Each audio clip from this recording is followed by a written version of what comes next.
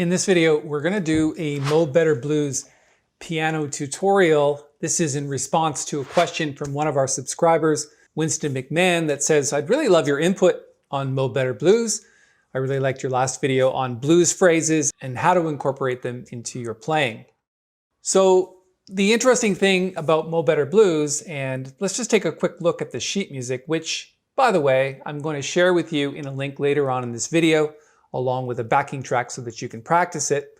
A lot of people think of it like slow blues, but the interesting thing is it's not really blues at all. In fact, it's 8 bars, whereas a typical blues piece is 12 bars in length. So this one's only 8, but it does have some blues flavor, really more like gospel or Motown gospel kind of feel. So let's take a look at it.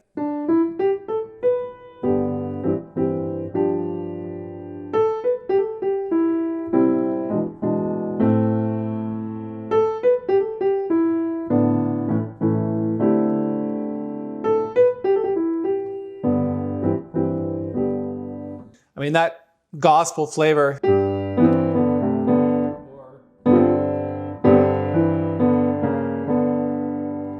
I mean, you can hear that in a lot of Oscar Peterson's playing.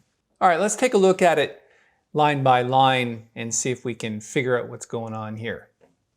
So first of all, you have, obviously it's in the key of G major, and you've got the melody that's with the stems up and then the response. So it's really call and response. Here's the call, and then the response. And really what we're concerned with is the keys and the chords that go through the response. So again, you've got G, then C over G, then G7. So what does that come from? Essentially, it's this line in the middle of the left hand that ascends.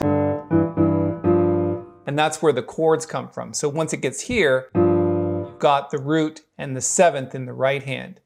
So,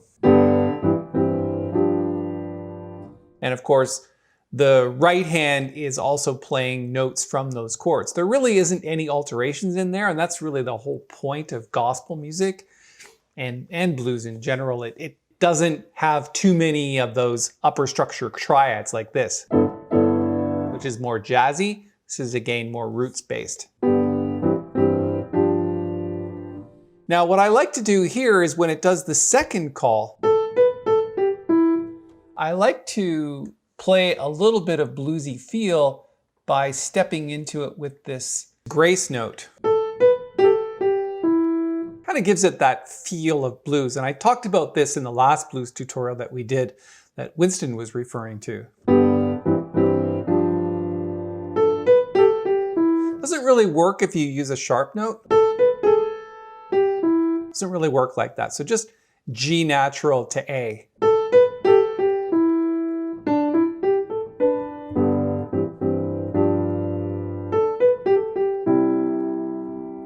And then we're going to C.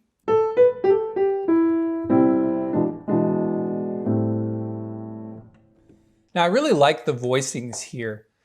You can obviously see that in the right hand, you've just got on the C chord, you've got C and E, and then the left hand, just 1 and 5. So this is 1, 5, 1, 3, typical triad. But it's the next chord that really has nice flavor. And really all that is an E7 chord. But it's taking the 5th note of the chord and putting it in the bass, which is kind of nice. So you've got that left-hand line moving down, or the bass note.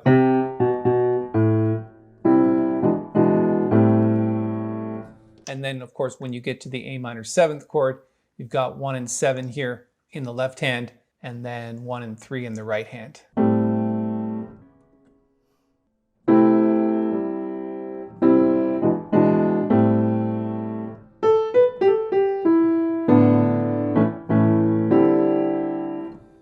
This one, it's going to stay on A minor throughout this whole section here, right? And then it's going to skip quickly to A, and then this chord is a D sus chord. So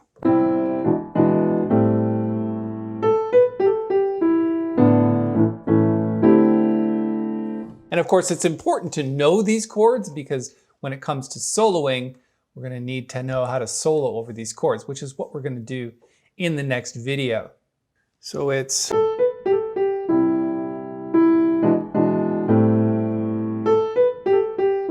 again, I use the grace note here again, which is the G.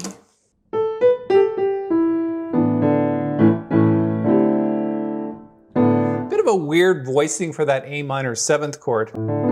Got 1 and 4 in the left hand and 9 and 11 in the right. So it's really an A minor 7 with a 9 and 11.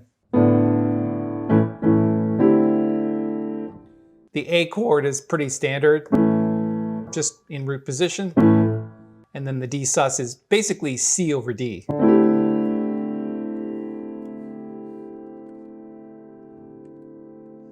All right, and then moving on to the last line, you're starting with the D sus chord.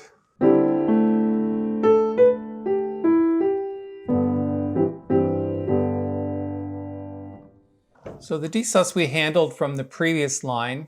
What I like to do here on this, where you're going here, I like to do this. So this little lick that we're doing here is da, da, and then it's like this. Kind of like that, where it's triplet. And it's not an 8th note triplet. It is 16th notes.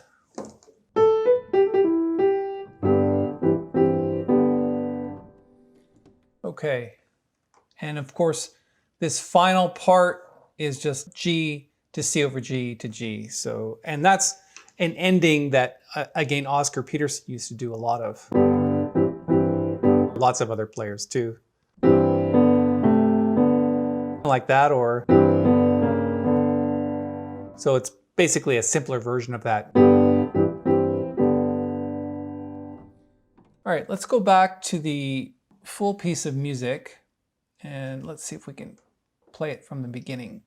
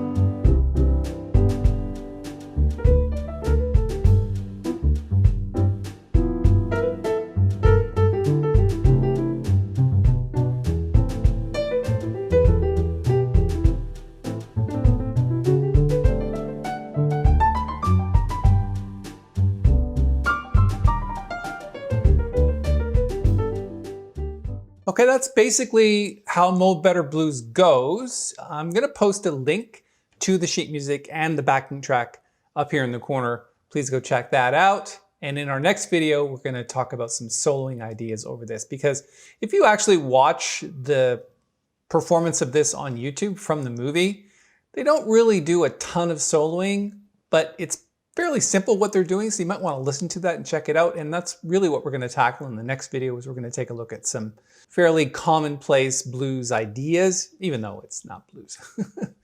So if you like this video, give it a thumbs up and subscribe to the channel. Hit the little bell too, because you'll be notified of all of the upcoming videos that we're making all the time. So I hope this was helpful to you. Thanks again for your time.